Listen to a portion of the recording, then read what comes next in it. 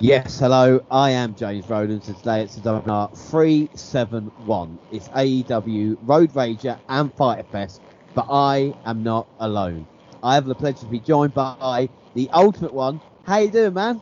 Hey, buddy, what's going on? The last time we were hanging out was the review with the Slam anniversary.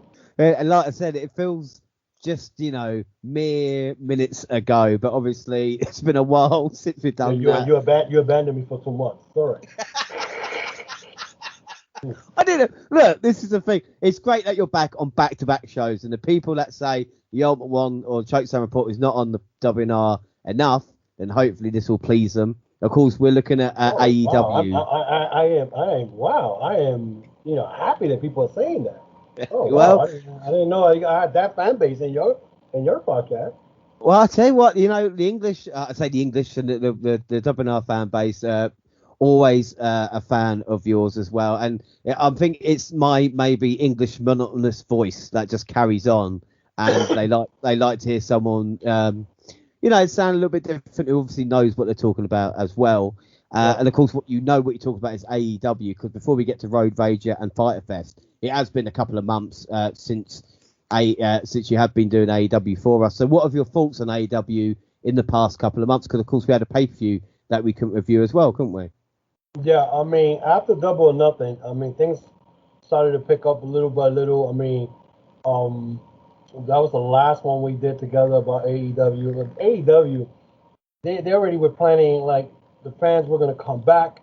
They once the fans came back because of Double or Nothing. They had fans, but now they were not going to be in Daly's place. So you're going to have more fans involved, and it's going to be, it's going to be different. There's going to be like same way with back in March 2020 before the this whole pandemic hit around the globe, and they had to shut down a lot of these wrestling companies and all that.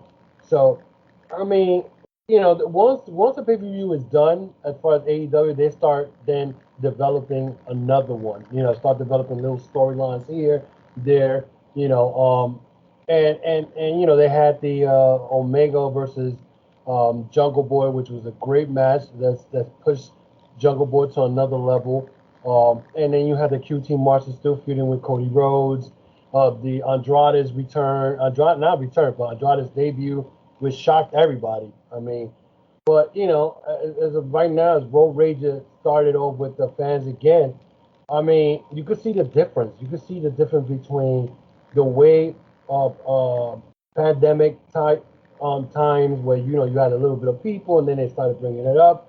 All the people, the fans, little by little, to the way it is now. So, I mean, it's a fun time, and I'm gonna keep saying this, and I said this on the anniversary review with you. It's a fun time to be a professional wrestling fan because there are so many matchups that can happen in AEW and a lot of stuff, and then the storylines are great. I mean, because they leave a lot of cliffhangers every week, and that's one of the things I like when you leave a cliffhanger, and it makes you want to come and say, "Oh, I can't wait till next week." And AEW does that. Without a doubt, and like I said, with AEW now going back on the road, of course, this is the first stop on the tour of AEW Road Rage, and then the crowd will be pumped. And of course, this is coming out of James L. Knight Center in Miami. The show opens with the intro video, and of course, he talked about Cody Rhodes versus QT Marshall and a strap match. That feud is still continuing. We see Marshall busted open with Cody tagging turnbuckles, and the lights go down. Then they come back up, which is a little bit weird, but the heel regained control of the match, leading to a fiery comeback from the American Nightmare. He shrugged off a disrespectful gesture for Marshall, delivered crossroads 3 consecutive times, and touched all 4 pads to win. The fans' love of Cody made this match for me, but is he no different to like kind of the AEW version of John Cena, or is that just me being extremely harsh? Uh, wow. You say wow.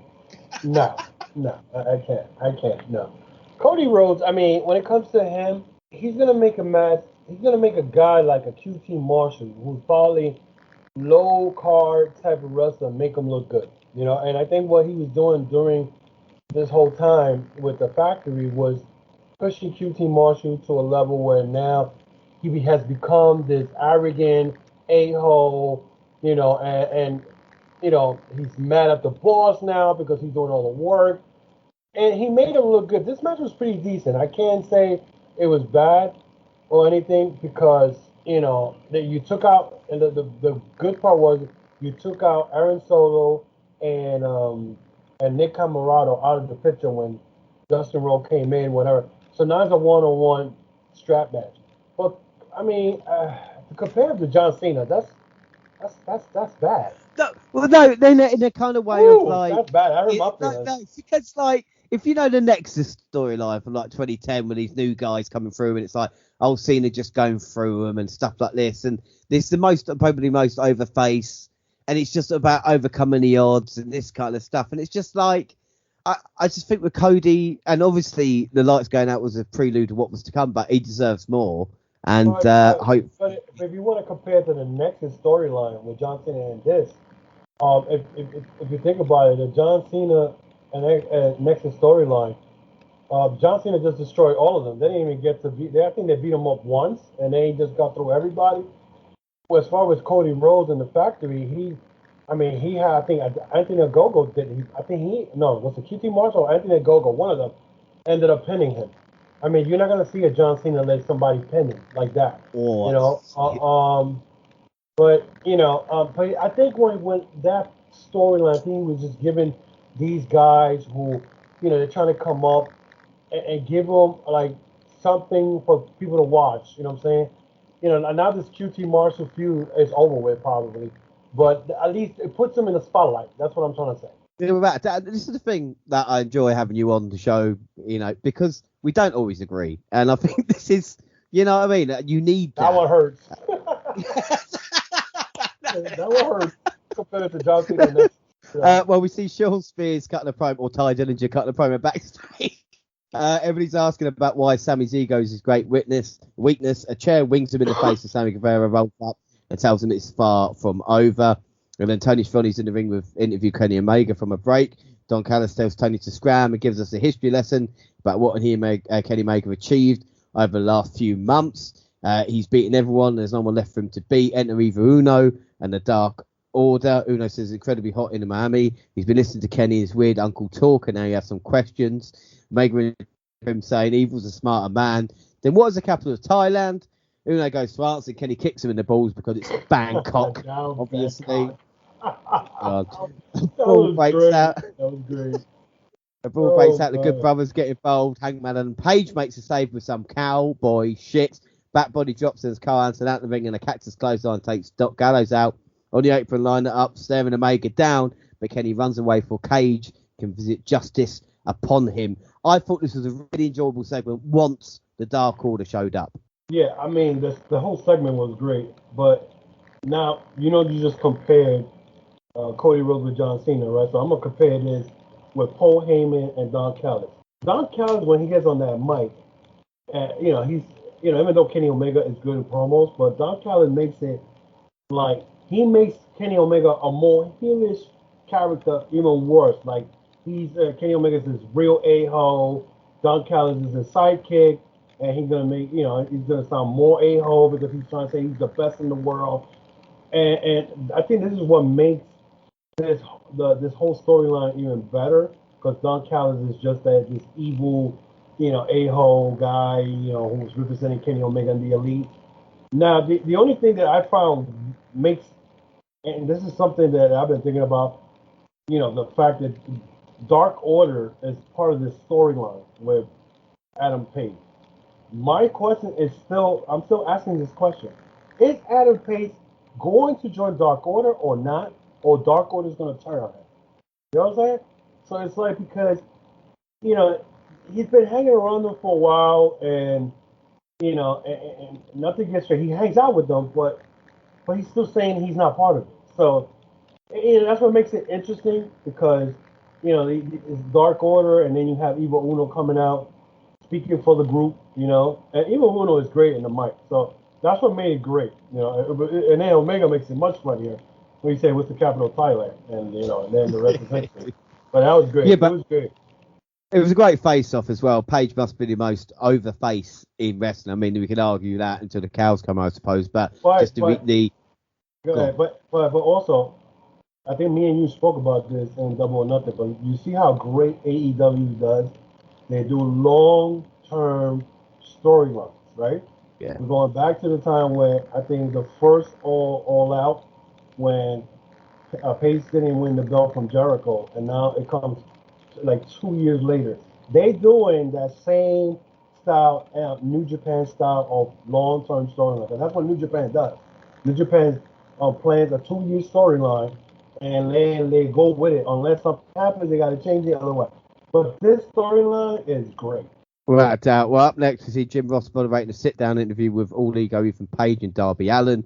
JR said they both talk about ending each other's career, and he thinks that's sad. Page said Allin deserves it, and Darby said the fact that he got 1 year arrested where Ethan got in 12 drives him mad. All Ego was complacent, the big fish in Little Pond. Ethan said that's all true, and Darby skipped the line. Went through him, we're probably still on the same shows and living in the car. He checks his cash. That's what you get when you share the ring with someone as much experience as he has. Without him, he'll be nothing. And next week, he's going to take him out of the business. Not bad, but obviously Darby's going to be the winner here. But why have back-to-back talkie segments? And I've noticed this with AEW a little bit, that they have like a match and then maybe two talk segments and then another match rather than kind of breaking it up. Is that much of an issue? Or is it just them trying something a little bit different? I think they're trying to tell a story behind it because remember, Ethan Page during even some promos he did, he mentioned about his feud with Darby Allin as outside of AEW in the Indies, and he's trying to give a story where Darby Allin became this this he has a cult following, and this is meanwhile he's been busting his ass for 12 years, but now he had kids, so he had to stop. So he feels that Darby Allin is taking his glory. I like it because it tells a story. Because you just don't want to attack somebody. I mean, Darby's been attacked a couple of times, but he did mention during some of the promos when they were feuding between with Sting also how he busted Darby Allin's head, and that's why he wears a paint because there's a dent in his forehead. So it gives the story. Where is this feud? Why is this feud so violent? Why these guys are going at it that bad? So, I mean, it's pretty. I liked it. You know what I'm saying? It's just I think they're trying to tell a story. Yeah, no, don't get me wrong. I liked it, but I don't understand the point of having it just after you've had the Page and Omega thing with the Dada. Like, have Okay, a match. that's what you're saying. You know what I mean? Yeah. So, like, have a match and then have that. Like, like you said, with this, they're not doing too bad. But you've probably explained more to me about why Page and Alan don't like each other than they actually have on Dynamite. Yeah. Exactly. Because the thing is, I think the way they did the Road Rager show was pretty much they're setting, even though they've been doing already since since Double or Nothing is over, they're trying to build storylines. But now that the fans are in the arenas and they're watching this on TV also, they're explaining, because sometimes AEW does a lot of promos. That's one thing I noticed. But the promos are good. So, if you understand what everything is going on, I mean, and yeah, they did the Darby Allin and Pace, interview with Jim Ross, but at least it tells you a story. So it keeps you entertained. That's the way I look at it. Well, next match is Inner Circle, Jake Hager, Ortiz and Santana versus The Pinnacle, Cash, Wheeler, Dax Harwood and Wardlow. Babyface found themselves in the defensive, forced to fight from underneath as the Hills dominated the action. They isolated Ortiz and Santana, leaving Hager to deliver the comeback. He initially did, but fell prey to the big rig by FTR. So the Hills earned the hard-fought victory. And after the match, the Hills added a cheap chop block to the back of Conan Needs. I don't know what you thought about this, but I really don't like Conan. But Hager has been really motivated recently. I don't know if you've noticed that. And I was about to talk about Hager right now. I think Hager, they're making him look weak. I'm sorry. Hager should. I think this match should have ended in disqualification, to be honest, because you had, and I understand that you had Tully Blanchard interfere in the match, and FDR took advantage to hit the big rig, but Hager's their muscle man. You know what I'm saying? Just same with Warlow. And the Conan part, I didn't understand what the hell Conan was doing after the match when he tried to hit Warlow with a sock. And I'm like, okay, so he gets chop blocked. They had made Conan look bad. I don't know why, but they're making him look bad. He got beat up a couple of weeks ago by FDR, and then he got chop blocked and whatnot. I think this 6-man tag, they should have just ended it as disqualification again. It's about protecting both groups. Yeah, but then again, I guess they're trying to have this group wins one time, the other group wins this time. But the Hager, I think Hager was, when he first came in, Hager was this monster, unbeatable guy, whatever. And ever since, I don't know, ever since he started this feud actually, when he lost to Warlow the first time, ever since that, he has not been pushed hard like they were pushing him in the beginning. Yeah, I just noticed that Hager's got kind of spring in his step. That may be because he's actually got a storyline in AEW that he's actually happy about, But we get we get video package hyping John Moxley's defense of the IWGP United States Heavyweight Championship against Carl Anderson next week. MJF makes his entrance, send us to a break. When we come back, Chris Jericho entered the arena with a chorus of Fozzie's Judas for confronting MJF as the feud continued. Despite two major gimmick bouts, the fan tried to run in and security stopped him after Jericho hit him. What a fucking idiot. Now, anybody listen to this. I mean, you're going to say what I'm going to say, I think. Anybody listen to this who tries to a wrestling event in any shape or form, we do not want you as a wrestling fan. I do not want you listening to this fucking podcast. Well, yeah. I got my say so about that.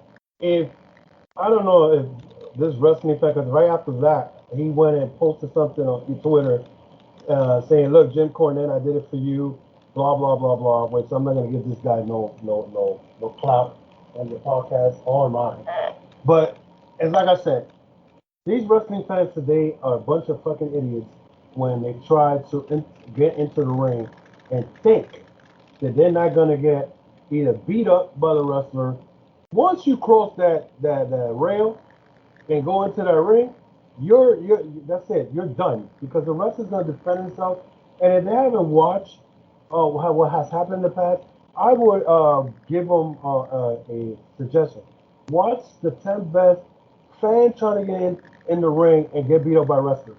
Because if you haven't seen when Triple H and Stone Cold were in a wrestling match, I think it was in the UK, I'm not sure, the wrestling fan tried to attack Austin while he was down. Triple H beat him up. Earl Hebner went and kicked the fan in his face like 3 or 4 times, protecting him. When Hogan turned bad, some wrestling fan tried to get in the ring and he got stomped by Scott Hall. Wrestling fans gotta understand, if you're going to the arena to watch wrestling, stay in your fucking seat. Because if you try to go over that railing and you go inside the ring, you're bait. You're gonna get your ass whooped, okay?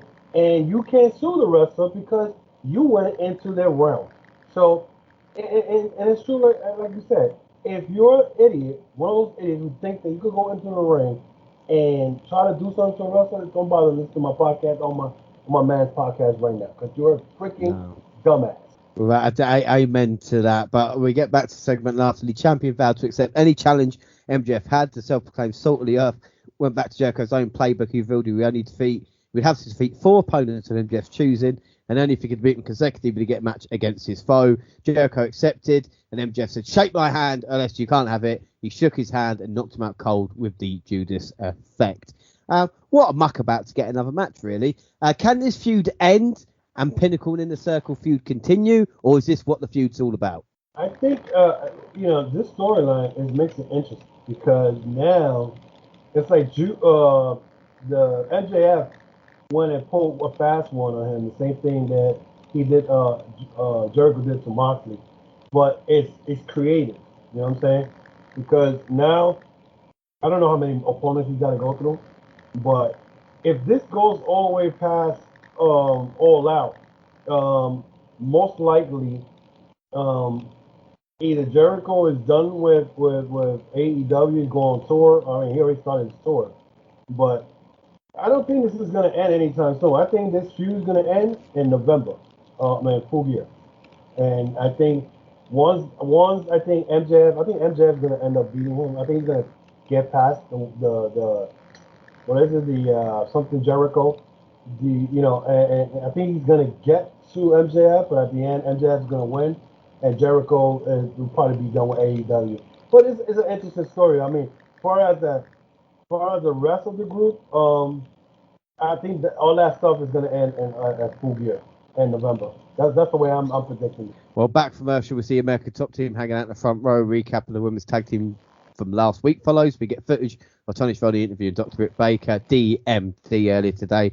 Baker complained about being match in the first place, and Tony Khan should feel terrible about it. She almost got killed getting powerbombed through a table. But hey, Tony got Andrade El Idolo, so worth it, right? Maybe next week they can run in Saudi Arabia, she says.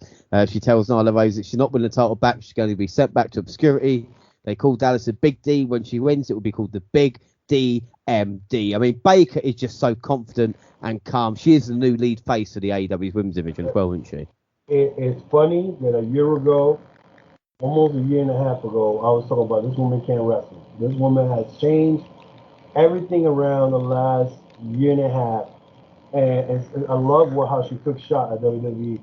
And she said, maybe you'll get the blood money and we'll go to Saudi Arabia.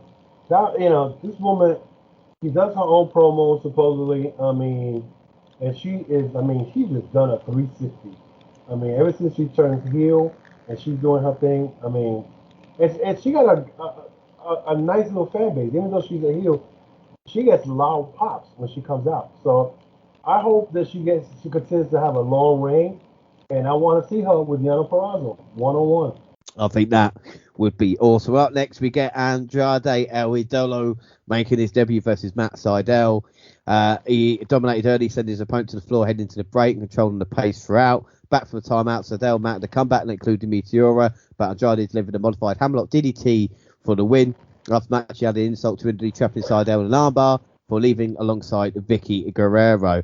I thought weird entrance gear from Andrade, and the only reason I say that is when you have to take your entrance gear off on the ramp, then there's not really much point because you're only wearing it for that 15 seconds then. And maybe not as a big a reaction as we were expecting for him, or am I being unfair a little bit? I think it's because he's with Vicky. I'm telling you, and I think when she came out with him, I'm like, why does he have Vicky? Like, I'd rather have Selena De La Renta, who used to be in MLW, come out with him because she's a badass bitch. You know what I'm saying? And she would be a perfect manager for him. For Vicky and the other guy who's an unknown guy who's picking up, it kind of looks weak. But I know what the mask represents. The black mask represents what he was called La Sombra, which means the shadow in Spanish, in Mexico before he went to WWE. That's why when you see him, he has that chain with the mask on because he's still carrying that. Plus, somebody mentioned online that it reminded him of the LIJ, the Ingobernables from Japón. But I'm like, he used to be part of the Ingobernables in Mexico, which that's the original faction. That's where the LIJ got that from, because Naito went to Mexico, and then he created his own group in Japan. So, I mean, his entrance was kind of like, yeah, you're right. A lot of people he didn't get the reaction that I expected him to have. But the wrestling match, he did something that even you may agree with me, and I know you watched NXT when he was there. He did a moonsault, okay, landed on his feet, and then did a standing moonsault on top of Matt Sydal. When did you ever see him do that in WWE or NXT? Yeah, that is true. That is the thing about Andrade for me. It's never been the kind, especially with NXT, it's never been the kind of fancy moves. It was just the viciousness, the chops, the knees, the shots, and that kind of thing. And now he's adding that other dimension to it. Obviously, that's his heritage. And like I said, he's a mega talent. I mean, the match was maybe slow paced, but I like the Eddie references, of course, with Vicky there as well. And they're basically saying, Andrade's going to be the next kind of big Hispanic star, aren't they? You know? Yeah, because and again, this is why I saw a lot of people that follow me, and I put it on Twitter. These wrestlers the way they want to. And when you go to WWE, they make you wrestle their way. And when I saw that, I was like, I never saw that in WWE. Why is he wrestling like this? That goes to show you that they take a lot of the repertoire away from the arsenal. So when you see them wrestle somewhere like in a WWE, you're like, wait a minute, he wasn't wrestling like this in Mexico or in AEW. So, but it was nice to see him. I mean, him wrestling Matt Sydal was, I guess, a good debut for him. I mean, you got to start him somewhere, but it wasn't that bad. Well, we get a video package where Christian Cage and Matt Hardy talk about their issues in WWE. I kid you not. And then Arn Anderson starts cutting a promo while Tony Schiavone interviews him, and the lights go down. They come back up, and Tommy End is in the ring.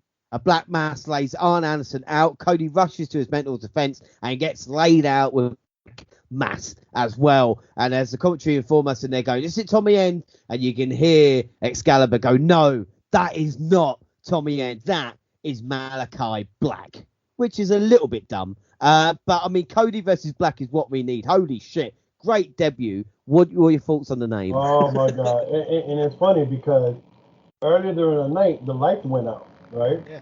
So I'm like, well, and then I love how the announce team went in.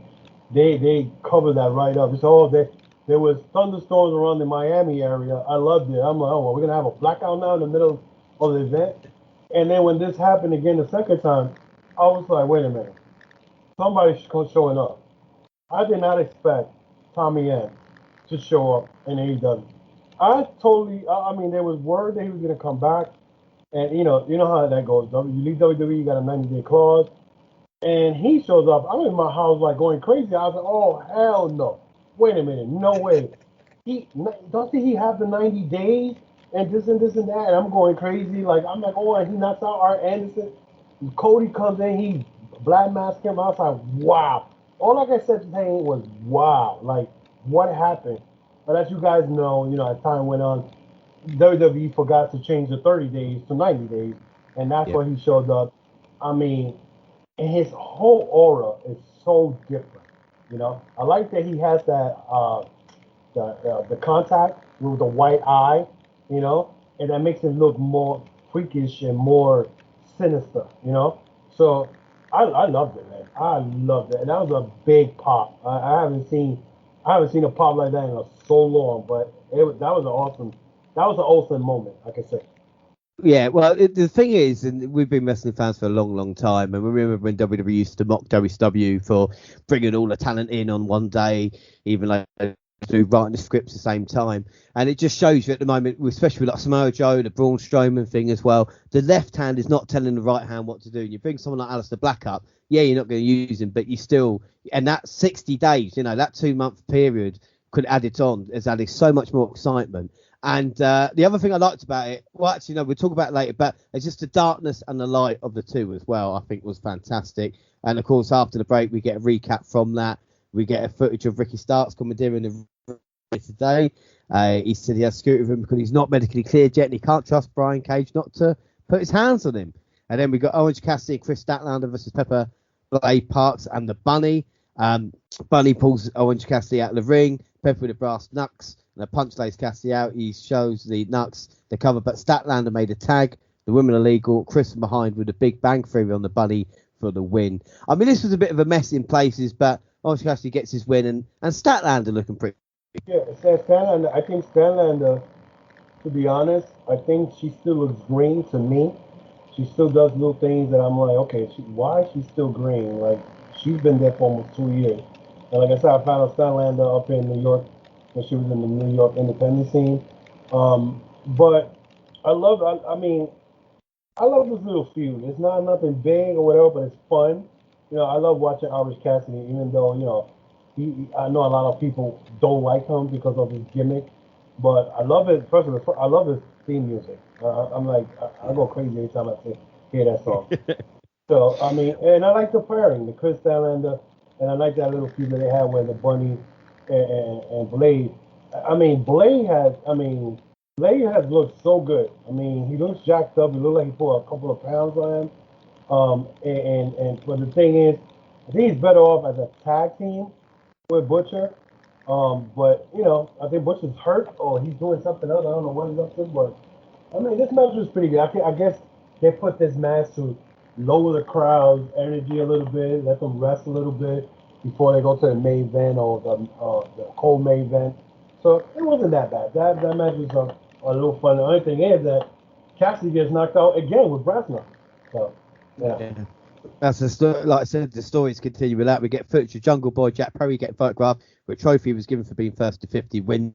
And then Tony Schiavone interviews American top team, but Dan Lambert grabs the mic away from him, introduces Jorge Masvidal and Amanda Nunes before saying he was skeptical of him coming in the first place, not because he's got better things to do, although he does, but more simple than that. AEW sucks. He then runs them down and says, if you want to watch wrestling, then he wants to see Gordon Solie call Eddie Graham and Johnny Valentine for championship wrestling from Florida in the 70s and 80s, because the sad truth is wrestling has gone nowhere but downhill since the late 90s, and this product is unwatchable.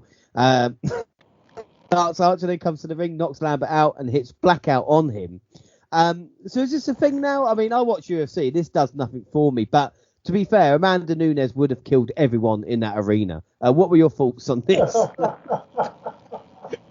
Listen, I was speechless on that because I'm like, okay, what is the point of this? You know, like, why do you have America's top team coach Lambert in there and they're getting black masked by Lance Archer? Like, where are we going with it? You know? So I found that, I guess it's just to kill time. I don't know. And then the guy bashing AEW. I guess they used him as a guy who probably, you know, like the typical WWE fans bashing AEW. I don't know, because he mentioned Johnny Valentine, Eddie Graham. These are guys from the 70s, 60s. And he talked about wrestling got bad after the 90s. You know, I don't know if he was taking a shot at WWE or I don't know. That had me confused because I'm like, why didn't Nunes didn't go in the ring and help him? Because she would have took out Lance Archer in a heartbeat. You know? Yes, that's what I'm saying, yeah. And the other guy, I forgot the other guy. He was with Jorge Masvidal. Yeah. Yeah, he could have went in there and helped him. He just let the guy get black hole slam. I'm like, what the hell? Like, it was confusing. It was confusing. Well, I'm like, we we're just killing time. Well, we have seen him on. You talk about Dan Lambert. He was the American top team with Bobby Lashley on Impact a couple of years back, so you can tell, you know, credit for a really good promo. But then we see the main event, and it's Eddie Kingston and Penta El Zero M versus Young Bucks for the AEW World Tag Team Championship in a street fight. The Bucks dressed like Just Incredible on the way to the ring, which is, I guess, is what they want to do. Penta hit a destroy off the apron for a table. Nick Jackson wiped out the referee Rick Knock with a 450 splash. The Good Brothers hit the ring looking to help the struggling champions. Brandon Cutler attempted to interfere on behalf of the Hills, but Elite Hunter Frankie Kazarian drove him through a table. Penta rocked Matt with a fear factor, and Kingston flattened the older Jackson for a dramatic false finish. Kingston produced tacks, but Matt utilised them, throwing him in Eddie's face. Nick delivered a hover on that, sent Penta on the jagged weapons. From there, the champs put thumbtacks in Kingston's mouth and blasted him with super kick for the win. I'm about to say, I mean, I know it's two completely different companies, but how similar is the end of that match to what we saw with Omega and Sami Callihan as well? You're right. Yeah, it's true. It was very similar. But I don't know. To me, when Eddie Kingston and Penta beat the Young Bucks the week before, and they mentioned a no disqualification, it's like now I already know that people are going to interfere and the Young Bucks are going to hold the belt. The Young Bucks has held this belt for almost 8 months, you know. So they're going through all these tag teams, and you know, Penta and Eddie Kingston are good challengers, but I don't understand how you pull thumbtacks and you don't spit it out and they get kicked in the mouth. I don't get that. So I don't know. This match to me was like, it's like I knew there was gonna be outside interference. It's like this was not a main event that I was like, oh, I'm very, very invested because I have a feeling that Penta and Eddie Kingston are gonna win. I think this match did not top the week before, even though the one week before was a regular match. This match is like, you know, Brandon Cutler's gonna get involved. You know, Nakazawa's gonna get involved. You know, the Good Brothers are gonna get involved, and you know, Kazarian being the Elite Hunter, which I laugh because they're using AEW is using that from the when they used to have the Bullet Club Hunter in Japan. So now they have the Elite Hunter, and he gets magic killed outside. I'm like, I wasn't very invested in this match because I knew who was gonna win, you know. And the way they ended it with a double, I think with a double super kick into Eddie Kingston's mouth while he had the thumbtack in his mouth, I wasn't too happy with it. Well, the Bucks win again thanks to shenanigans. Even the crowd didn't believe the Bucks would lose, and a couple of moments waiting for spots. But it's still fun though. Kaz as Elite Hunter is actually working, but it's like watching an NWA match just with workers in the ring because you know what's going to happen at the end of it. It's just all crazy. And also another thing is that, you know, they have got WWE for kind of repeating matches week in, week out. Why not let this on Fyter Fest in the kind of night 1 or 2 to give it a couple of weeks from after we just saw this matchup, and then maybe build a little bit between it. But no, don't get me wrong. I enjoyed the match. Because I like that crazy stuff and all that. But it's just like you already know what's going to be the ending, So it's not something that or now like me in the last couple of weeks as far as with the Young Bucks, it's like they're being everybody. So I'm saying to myself, with the exception, I mean, they did fall Proud and Powerful a couple of months ago, but it's like, I want to see some attack team that puts the Young Bucks and like running away, like, okay, we're going to get ourselves disqualified and do whatever, and I don't see any tag team in there that's doing that.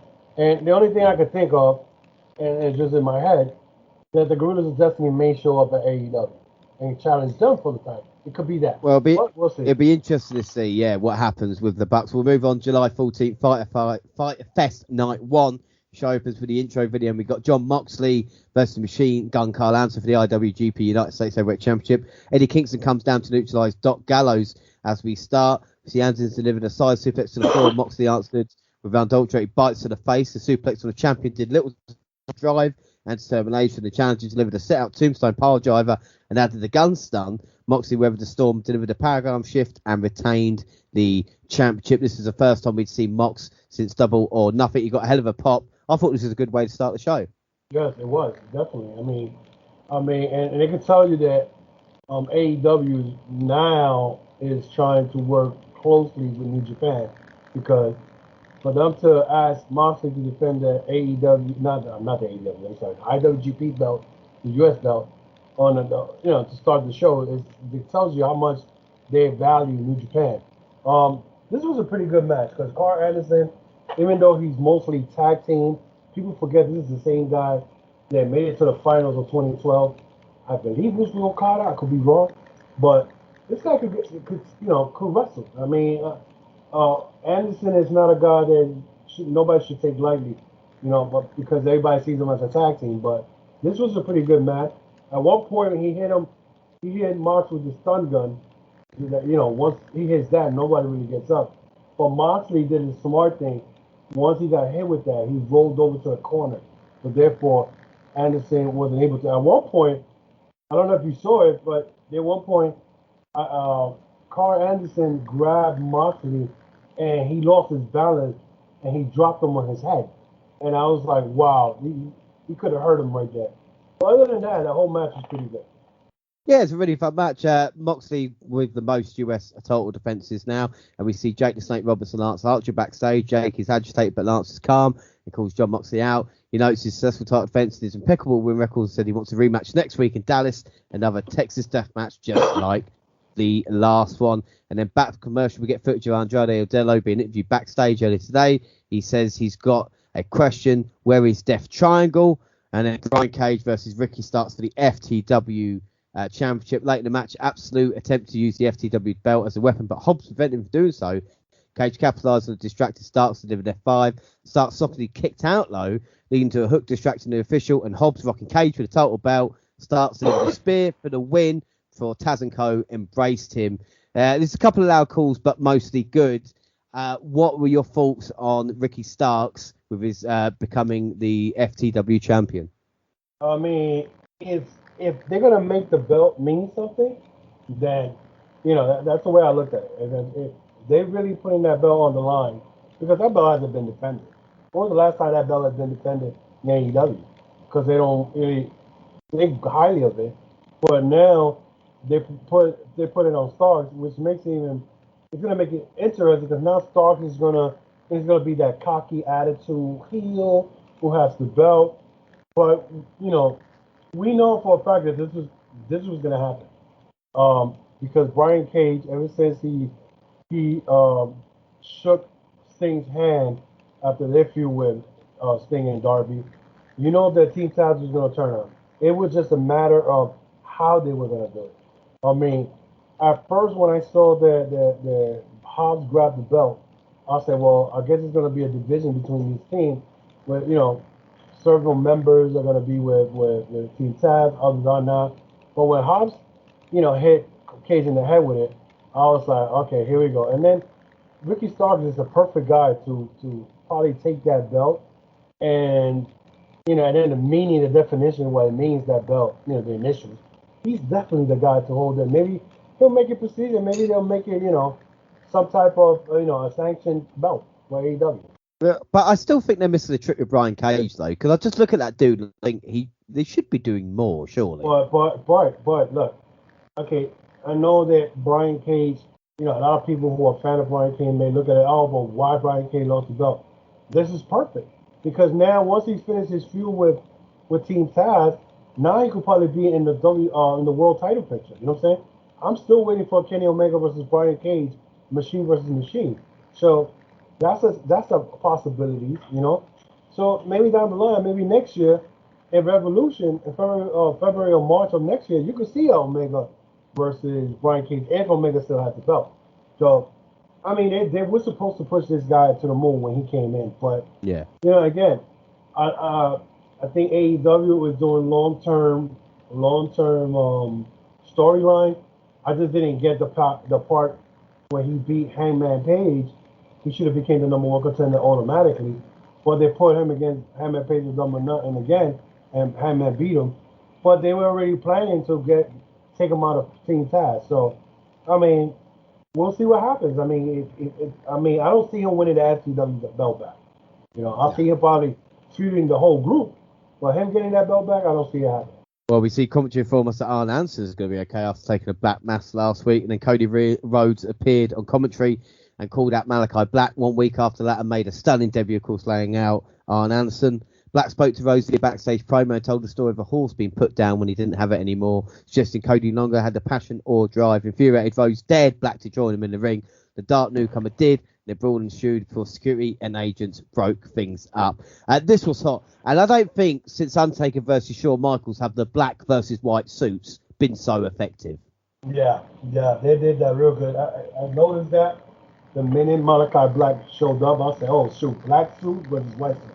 Bad guy versus good guy. It was like spy versus spy. It's great because it sets up, and the way they're doing it is they set up, again, cliffhanger. Now you're wondering when these guys are gonna wrestle, when they're gonna face each other. Apparently, I think they're doing it for Homecoming, which is another 3 weeks or whatever it is. But I just hope, and I know you compared Cody Rhodes to John Cena earlier. I think Cody Rhodes will probably job to Malachi Black. Yeah, to give him that. Yeah, because people the minute Malachi Black showed up, people were saying, "Oh, Cody better job to him or else," And I'm like, Cody knows what he's doing, and I think it's probably, and it may be bloody and gruesome. It may be something where Malachi Black makes him bleed and takes him out for a couple of, like his father used to do, Dusty Rhodes style, take him out, does a comeback, so. As long as Cody. I don't want to do what he did to Brody Lee. I was about to say, hopefully that and not Cody getting Malachi Black on the stairs and looking to take out his eyeball, because we've been there and done that before. It doesn't work out. And you talk about it being on Homecoming on Dynamite. Are you a bit surprised this is not going to be announced? Because they've got the first episode Rampage coming up. And you want to make that a big deal. You put this on there, wouldn't you? Well, I don't know. I mean, because Rampage is on August 13th. So I think they're doing this, I think, in 2 weeks, I think. And I know, because I know it's Rampage is August 13th or 12th, one of them. And so I don't think they want to do it there, because remember, Rampage is going to be Friday. Friday nights, they got SmackDown. You don't want to put something like that on your first episode of Rampage, because, WWE will announce, Roman Reigns versus God knows who, and people are going to be focused on Roman Reigns, because right now, realistically, Roman Reigns is the guy who's carrying WWE right now. So if they say, we're going to put Roman Reigns is going to have a match against Finn Balor on the night that Rampage is going to debut, nobody's going to watch Rampage. Everybody, if they watch Rampage, they'll see it through the DVR. So you don't want to put a Malachi Black with Cody Rhodes on a Friday night. First of all, Friday nights are not good because people go out, people party, whatever, and well, over here in the United States. But I know for a fact you cannot put that on a Friday Night Rampage. You know, you want to start Rampage like we used to do. Remember Thunder back in the days, where they, you put little matches here and there. They may not be great, but you build. This is the way to do it. You know. Well, we move on. We see Tony Schiavone hit the ring to interview Adam Page. Just everyone's favourite anxious millennial cowboy is about to formally challenge Kenny Omega for the AEW World Championship. The Elite made their presence felt. Matt Jackson assaulted Page, drawing a physical retort. Dark Order came to Page's aid for Omega proposed a high-stakes match, a 10-man tag team match, which are lost by the babyfaces to cost both the Dark Order and Page their championship opportunities.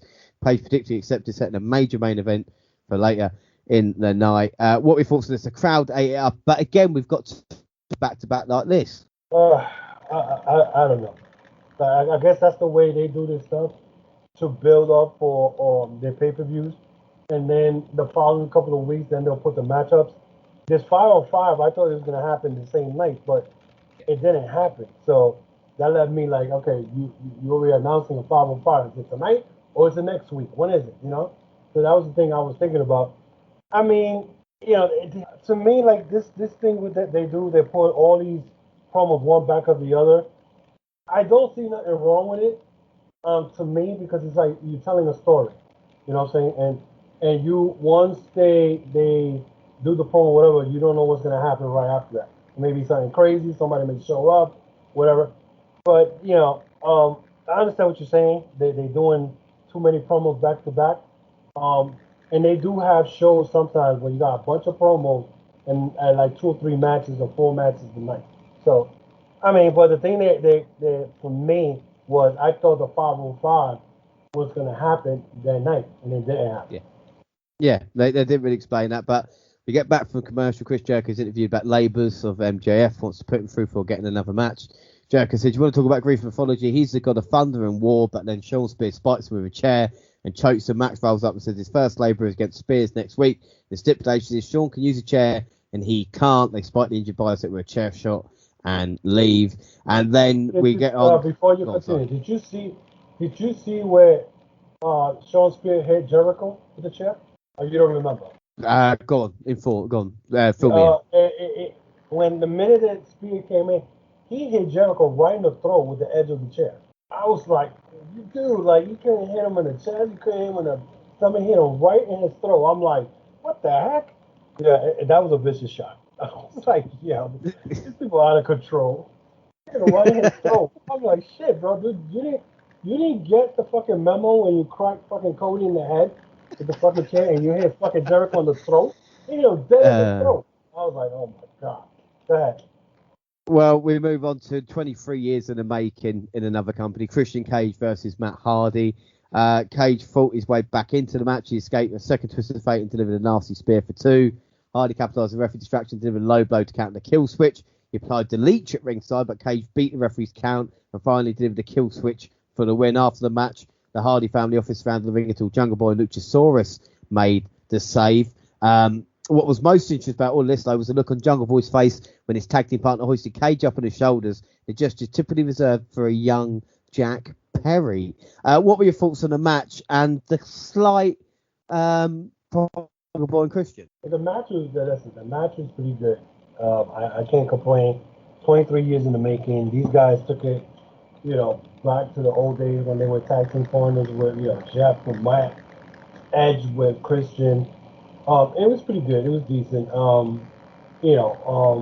As far as the Jungle Boy looking at Luchasaurus like, dude, what are you doing picking him up? I caught that. And I'm like, please tell me that you're not going to break up Jurassic Express over this shit, Because I like the teaming. Unless Luchasaurus turns heel.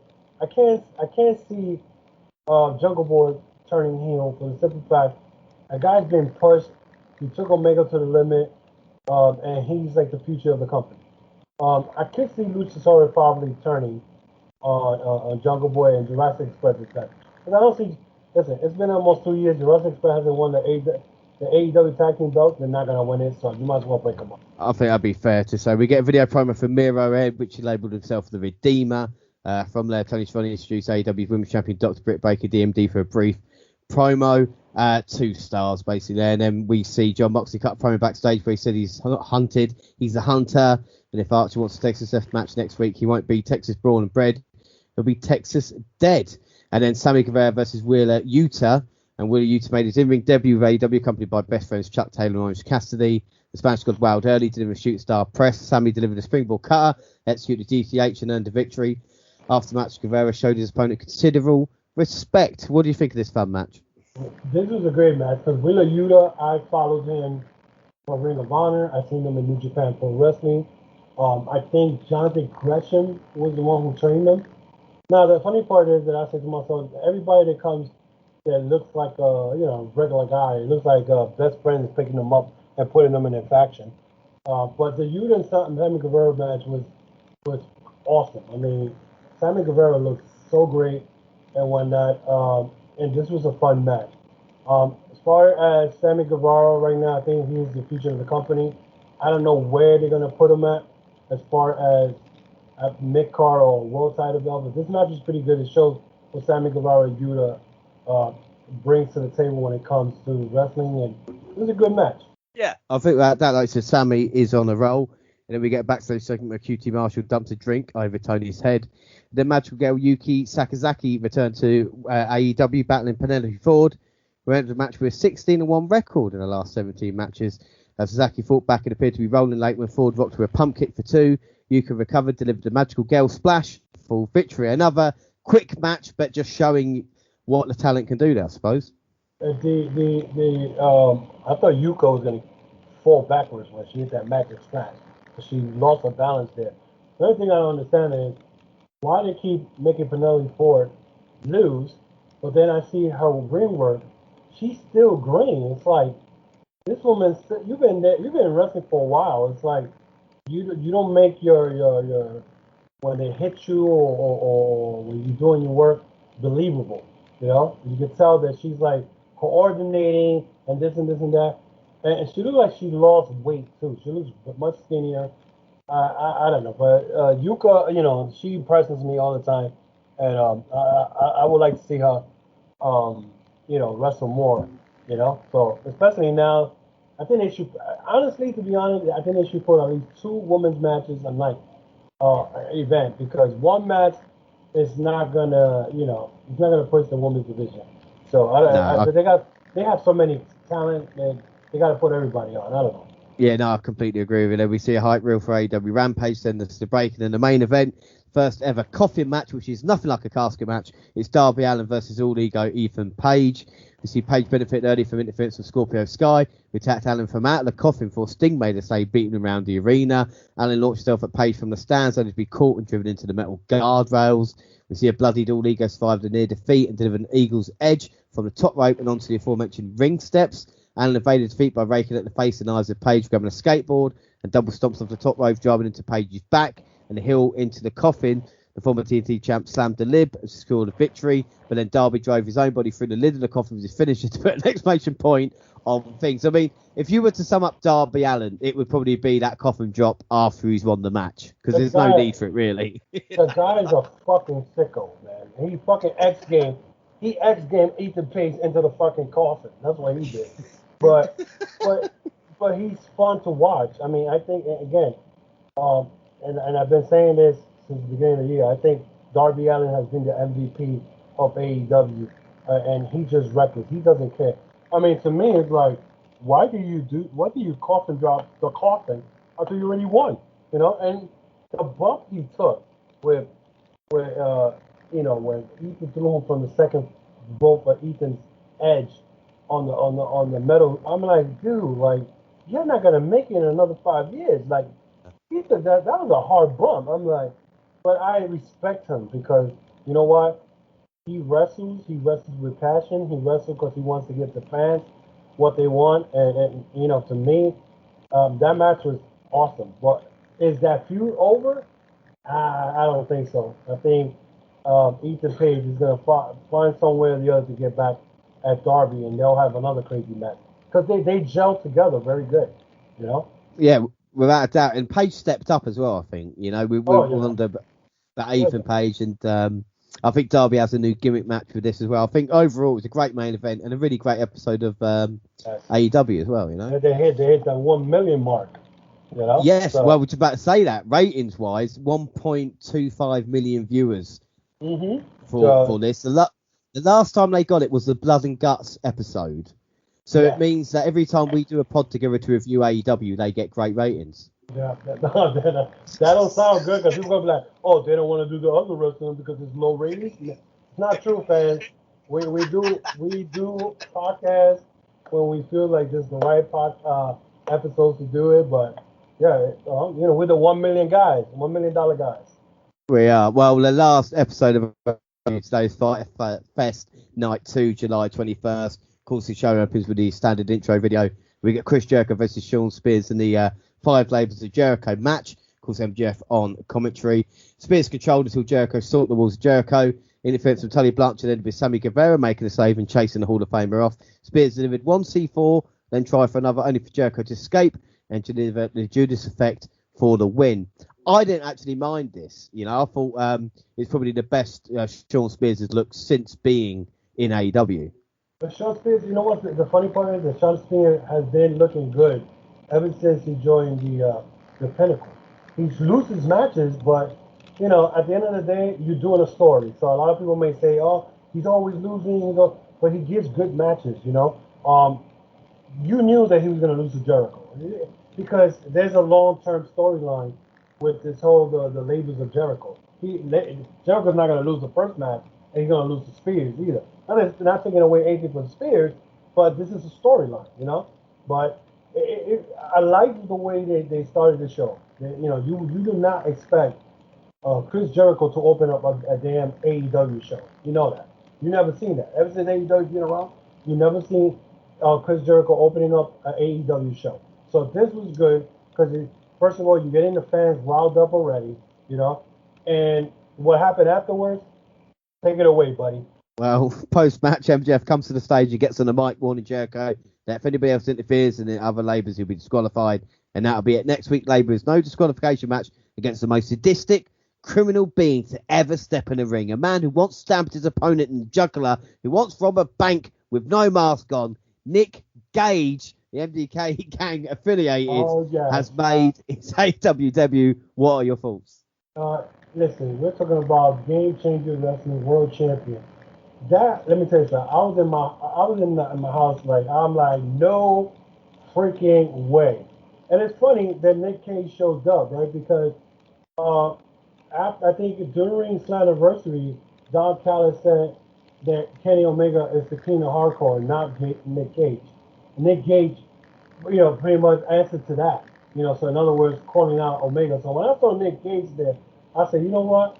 Let me find out that Nick Gage is probably going to have some type of little deal, not a contract, some type of deal, and may challenge Omega after he fights Jericho, And this is going to, let me put it this way, Jericho don't know what he's getting into, because this guy, he is sadistic. Blood will be running next week. So I'm very looking forward to that. And again, the Forbidden Door. Now, somebody from Game Changer Wrestling is showing up at AEW. Who would have thought of that? Well, anybody that's not maybe heard of Nick Gage before, he's gained a reputation as kind of deathmatch legend on the independent scene. He's the only man to win the CZW's Tournament of Death, the IWA King of Deathmatch, and GCW's Tournament of Survival. And of course, Bed headlines this year with a feud with John Moxley. Recently began a storyline with Matt Cardona, and we find out that he will be taking on Jericho next week as well. But our next match is Doc Gallows versus Frankie Kazarian. The big man dominated the action through the commercial break, but Kazarian mounted the comeback. Late distraction by Anson allowed Gallows to recover and deliver a set-up choke bomb for the pinfall victory. After match, Don Callis and Kenny Omega made their way to the ring. They cut promos making fun of the fallen Elite Hunter. For Page made his way to the square circle, greeted by a huge pop from the Texas fans. Page handed Callis his beer and teed off the Good Brothers and Omega when the numbers disadvantage caught out of him. The Dark Order made the save. Hangman leveled Anson with a buckshot lariat and stood tall. For me, this was flat as anything till Page, and that is over for Kaz then as a serious threat. Yeah, you're right, because that's what it led me to believe. Like, okay, so you had Luke Gallows instead of Carl Anderson wrestle Kaz, right? Now, there's a size difference. Gallows has weight over him, height over him. So you put in the elite hunter and getting in the ring against Luke Gallows, he loses. He looks weak in there. Hangman Page comes with his beer, which I mean that's what makes him. And told Don Callis, "Hold my beer," while beat up these guys. You know, it was kind of a little flat because he came out by himself to fight what 3/5 of the elite and whatnot, and then the Dark Order comes out. I don't know. This one was not as better as the night one, you know, and you know, I don't know. I mean, to me, I think they just killed Cass at the elite hunter on that because now when he wrestles again, you're not gonna make me. I'm not gonna be invested because right now he just got pinned. Not that he's a bad wrestler because Kazari's been around forever, but you put Doc Gallows against him. You could have Carl Anderson get in and wrestle him instead of Gallows, and then you could have a disqualification, and you could have had like a cheap pin, you know what I'm saying? But I don't know. Yeah, it's a bit weird, but we see Brian Cage interview backstage afterwards. He asked if Team Taz is still in. He loves the celebration. Like say the celebration Ricky Stark's going to have as a new FTW champion next week. And then we get Darby Allin versus Wheeler Yuta. The back and forth match came to a standstill late as Orange Cassidy and Sting, accompanied their respective associates, teed off each other with freshly squeezed trademark offense. As the focus turned to the match at hand, Allin recovered to the coffee drop for Yuta for the win. This should have been on Dark. You know, it was fine. But, I mean, the part was Sting versus Orange Cassidy. Just have those two get in the ring and have a 5-minute match. Yeah, that's true. That is true, yeah. Because, you know, it's like, don't get me wrong, not taking away anything from the match. Wheeler Yuta and Darby Allin, they exchanged a lot of chain wrestling style, whatever. But the main thing was Orange Cassidy and Sting. You know, what made it funny, made it entertaining. But, yeah, you're right. They should have put that at AEW Evolution or something. Because that... I mean, Wheeler Yuta lost to Sammy Guevara the week before. So now you put him against Darby Allin, you know, I mean, not taking away anything from Wheeler Yuta because he's a good wrestler. To me, Wheeler Yuta is a good wrestler because, like I said, I've been following him. But, yeah, I think it was mostly, I think to calm down the crowd a little bit because they started out hot.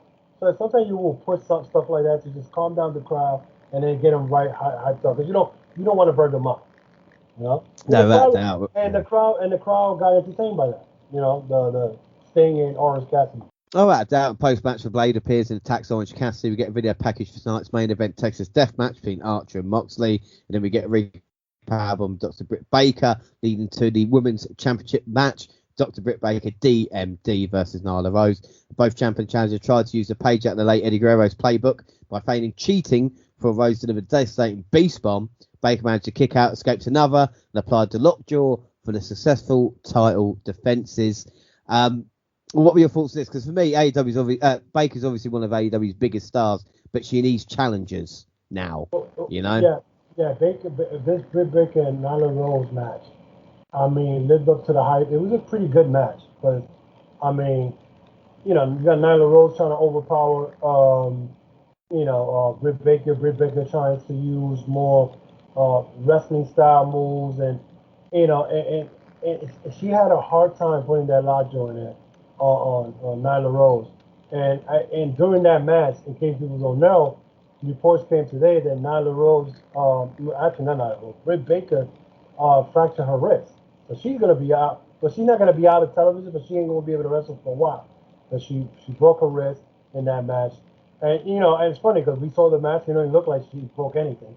But this match, I guess because Nyla Rose is a heavy girl and she had weight over Britt, and you know, you could tell that Britt Baker had a hard time putting that lockjaw on Nyla Rose. But it was one of her best matches. You know, it's up there in the top 3 maybe up there that she has had.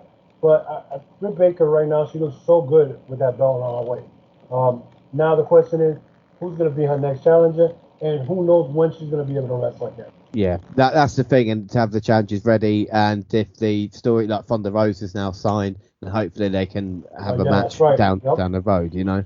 But anyway, Tony Schiavone moderates a panel between FTR and Proud and Powerful. FTR said they respect the talent of the teasers wrestlers, but not as men. PMP say they have been here since day one. FTR just a pit stop on the way to tag team gold. Santana whips out a photo of his mother at 15 years old to her first apartment. Newspaper article about her mum taking slumlords to court. Dax says then he cares about God, his family, and pro wrestling. The only thing left is to show up and beat their ass. I mean, what was the point in this? Because it was over so quickly, and how heavily edited was it as well? Oh yeah, they edited. I thought I was the only one who thought of that, because Santana just got deep into that whole thing, what his mom went through and all that. Because he's from my county. He's from the Bronx. He talked about the Bronx. That's where I lived all my life also. But I'm like, why are you bringing that up about what your upbringing and all that? And then they edited it. They cut it off right there when he was in the middle of talking, and then they had FTR talking. I'm like, okay, first of all, if you're going to promote this match, you didn't need to do all this. You know what I'm saying? Just, make a history of how it happened and all that, and then that's it. I mean, I don't know. Probably I guess then Shivani be busy, I guess, doing these interviews. Yeah, well, Shivani was then back again interviewing Andrade El Idolo, who wasted no time introducing his new executive consultant, Chavo Guerrero. Before the pair could say anything of note, Death Triangle's Pac, Ray Phoenix, and Penta El Zero interrupted. Pac made it abundantly clear that the trio runs from no one. Andrade and Guerrero suggested to listen to El Idolo if they want to wear the gold. The two sides talked trash in Spanish before Jeff Triangle ran El Idolo off. Don't get me wrong, right? I love these guys involved, but wasn't Eddie Kingston doing the exact same thing about 6 months or 8 months ago, trying to break up the Death Triangle? And also Chavo as a mouthpiece. But say Chavo's a mouthpiece as well. I mean, he was never the best talker in the world, was he? Yeah, but it's better. But the thing is, with now that you got Chavo Guerrero with Andrade, it kind of makes more sense. And I'm gonna tell you what, Vicky Guerrero is not. She can't be the speaker or the whatever the whatever he is to Andrade, because Andrade talk about his history with the Guerrero family and all that. So what better person is it to be with Andrade than Chavo Guerrero Jr., right? Now, here's the story, and I understand what you're saying, that Eddie Kingston did the same thing, trying to break up the Lucha Bros, but that's the same thing I'm seeing here, where Andrade is trying to break up the Lucha Bros and Pac. But I see he's going to succeed. And the reason I say that is because of the heritage and the, ethnicity, the Mexicans. They're going to turn, I think they're going to turn on, two things can happen. They're either going to turn on Pac, or Andrade's going to get two other wrestlers that probably we're not expected to come in, join him. And remember, AEW is planning to do a 6-man tag belt, the trios, and that's in the works. So, that could happen where now they'll do a tournament, and the last two teams standing in the trios is Death Triangle and whoever Andrade has. Because now are we gonna see Chavo Guerrero Jr. wrestling? I think he still could go, but I think they're going to bring two other people in there that we're not expecting. Remember, AEW works with Triple H, okay? So, it's not going to be Laredo Kid, because most of the time you see Triple H is either Laredo Kid come in or somebody else. But it's going to be somebody that we do not expect. So, that's what I'm looking at there. Okay. The thing is, though, no, I'm about to say, but just like Andrade, just let the fucker wrestle. Do you know what I mean? That's what he's best at in the ring. Like, let's get Andrade, let's get him in there now. Let's get him against Pac or Ray Phoenix or Pent. Let's just start delivering kind of the good matches that I think we all deserve. You know what it is? You know what it is? Again, AEW is doing long-term storylines. They figure, well, you know what? Let's make a story. Because he called out a Death Triangle. That's what surprised me. Like, why are you calling the Death Triangle? You're not going to see him wrestle Omega, because, number one, that Omega and Andrade's match is already set up for Triple Mania in next month. So you're not going to see that in AEW. So, they figure like, well, you know what? Let's put him in a tag team or in a story where he's trying to break up the Lucha Bros. Who knows? Lucha Bros may join them. You know what I'm saying? And Pac is the outsider. You know what I'm saying? Anything can happen. I'm about to say, if we can get Pac as a face in AEW, then I'll actually be quite happy about that. Yeah, but if he becomes a face, I want him to still be that nasty bastard Yeah, Yes, yeah. not when he was in WWE. Yeah, don't come out in a cape. Yeah, don't come out with a cape and Yeah. with a purple dot on the back. Yeah. Anyway, we see footage from earlier of Hardy family office putting boots to Jurassic Express till Christian Cage makes a save. Christian cuts a promo saying it took 4 of HFO to take out little Marco Stunt, and he thought beating Matt Hardy would be the end of it, but it wasn't. So he suggests him and the 2 healthy Jurassic Park boys take on Private Party and Angelico next week. QT Marshall in a factory interview. QT says an apology to Tony Schiavone's in order, and he'll get that next week. And then Orange Cassidy versus Purple the Blade Parks. Cassidy started a corkscrew tombstone and delivered beach break. Blade attempted to use the same brass knuckles from earlier in the show, but Cassidy caught him with the orange punch for the hard-fought come from behind win. He added a knuckles scissors orange punch for good measure. What were your thoughts? My thoughts on that was, why have the match? And I'm going to tell you why. Because he got knocked out with the brass knuckles, right?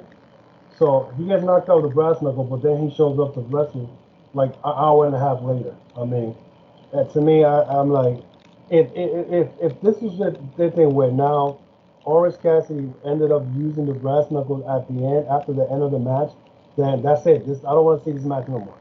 You know? So, because when I saw he get knocked out in the, I think the Euro match, I think it was, yeah, with Darby, I said to myself, you know what? If he is wrestling the Blade tonight, make it look like the Blade won by default, or somebody comes out and defends Orange, but Orange came out, so it didn't make no sense to me having that match. And then, and then you're gonna, if that was the end of it, let it be the end.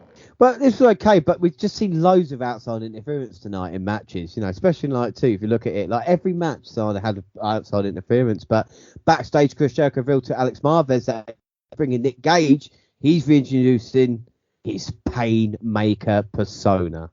Actually ain't gonna do shit. Nick Cage's gonna kill his ass. Yeah, unless Amanda Nunes shows up. Yeah, exactly. And the only thing I could say right now, if he is coming out with that Painmaker gimmick, there's gonna be blood spilling. And I hope that's the main event next week.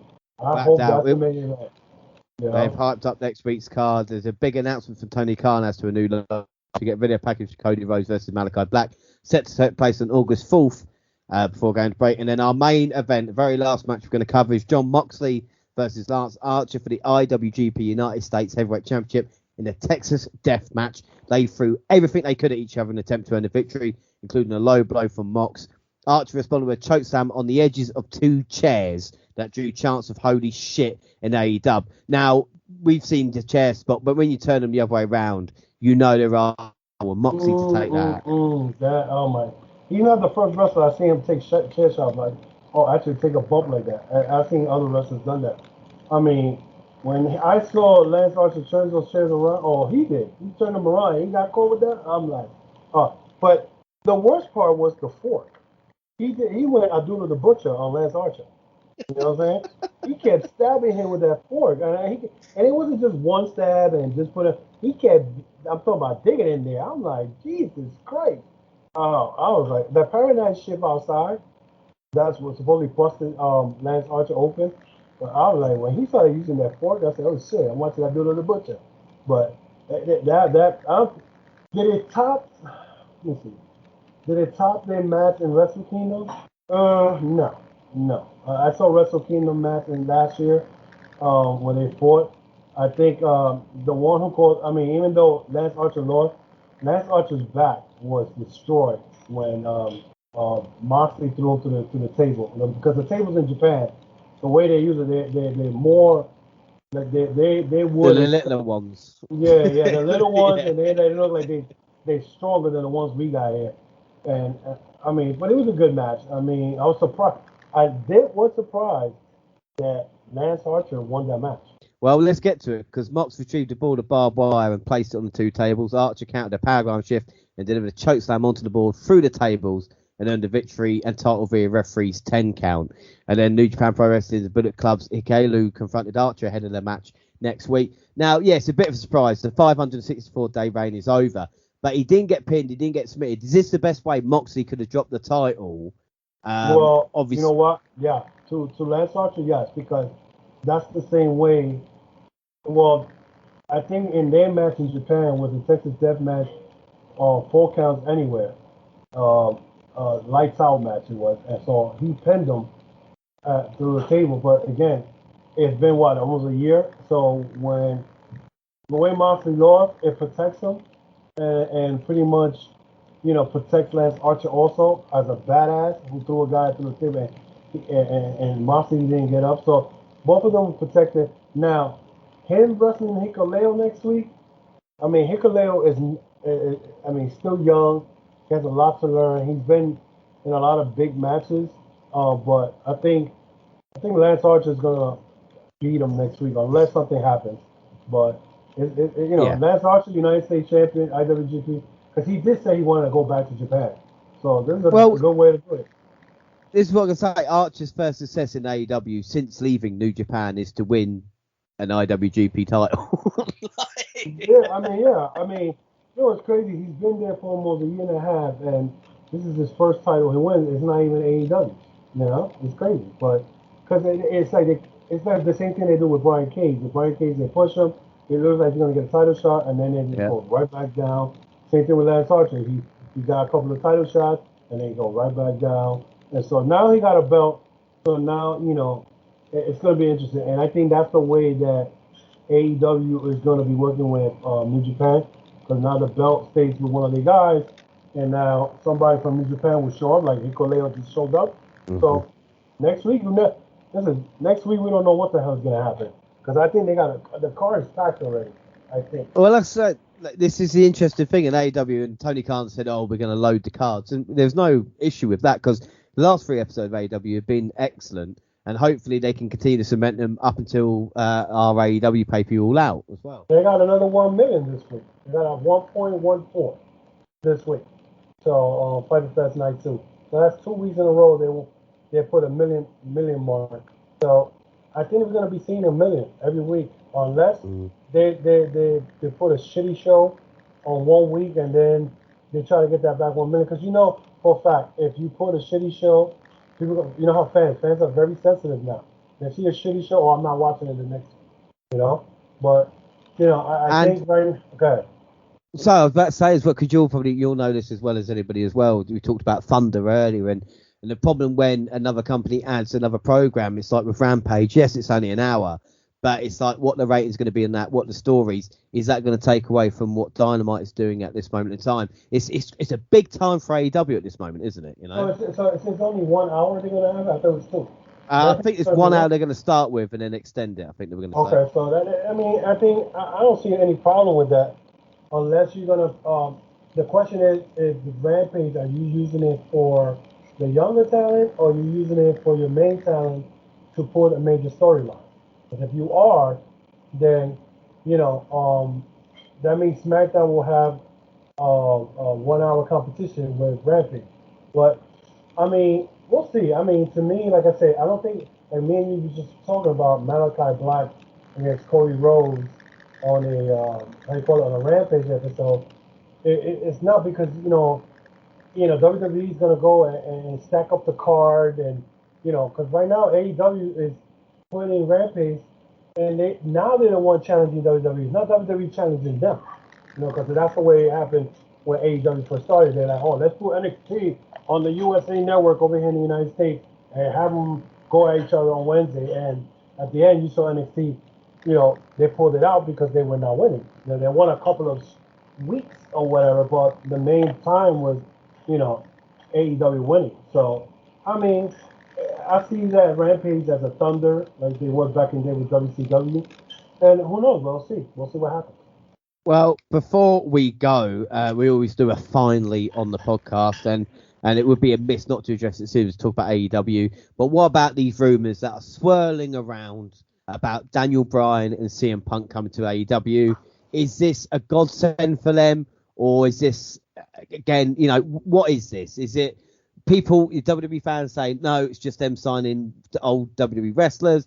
Is it AEW signing 2 megastars? Is it, or is it relationship helping each out? I mean, how do you see it if Punk or Bryan, both or either, were to sign with AEW? Well, how much time you got? well, we'll do it quickly. I'll tell you my whole thing, because I just did a video on my podcast about that, about the signing of Daniel Bryan and CM Punk. Ringside News is saying, according to what I read this morning, Ringside News said that CM Punk already signed. Now, this is only coming from Ringside News, and it's not coming from Fightful Select. It's not coming out of Wrestle Talk.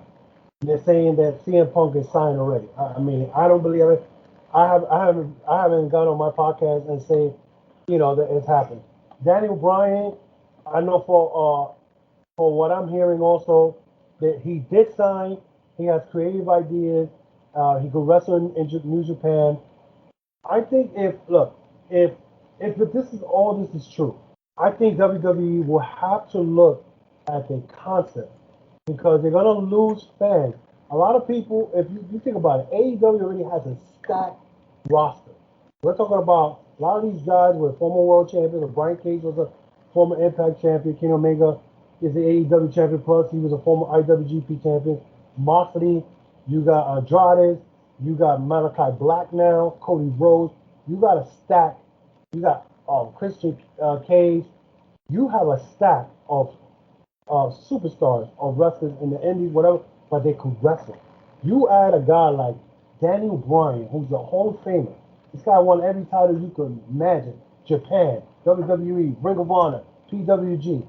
He has a resume incredible. Then you add CM Punk, former WWE champion.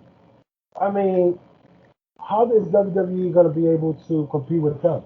Because if they put in 1.14 and almost 1.098 the last 2 weeks, imagine if you got guys like this coming into the AEW shows every week, and reports are saying from Inside News that CM Punk signed and he's going to be on TV every week. Come on. If I'll tell you what, if cult personality hits and Punk comes into the arena, then that is just such a fuck you to WWE. And it just makes me laugh that Triple H is going to be like, Vince going, what can we do? And Triple H like, I guess it's time for me to make a comeback. Like, let me main event WrestleMania. Triple H made a comment on some podcast where he said, we're looking at our low ratings and we're trying to make changes. You've been saying that since 2018. Your ratings been on the floor for the bit longest, And then the fact is, think about it. If CM Punk is signed, right? He's not. He made debut on the Go Home show of All Out, which will be in the ending of August. So think about it. And then All Out is in Chicago, his home state, his home city. Come on. I mean, it's crazy. I mean, the next 2 months, you know what I'm saying? In the next 2 months, James, I'm telling you right now, hold on to your seat because there's going to be a lot of crazy stuff going on in professional wrestling. Your jaw's going to drop. We're going to be probably doing at least 2 podcasts a month. Because it's crazy. It's crazy because right now, myself, I dropped around, no lie, like 4 podcasts this week. Because there's so much news going on. The Jay White showing up at Impact, it's my anniversary. Then I talked about that on Sunday. I talked about that on Monday on my YouTube channel. Last night, I did another YouTube channel talking about the Daniel Bryan, CM Punk signings and all that. So, we're going to be busy guys, man. I'm telling you right now. Without a doubt, we are going to be really, really busy. And it's a pleasure to have you on to talk through it with. Yeah. And if people want to catch you just talked about your episodes dropping. Where could they find you if they're interested in getting anything? All your information, basically. Yeah, you can find me on Facebook, Instagram, and Twitter, the Chokeslam Wrestling Report. You can find me on Apple, Spotify, what else? Amazon Music.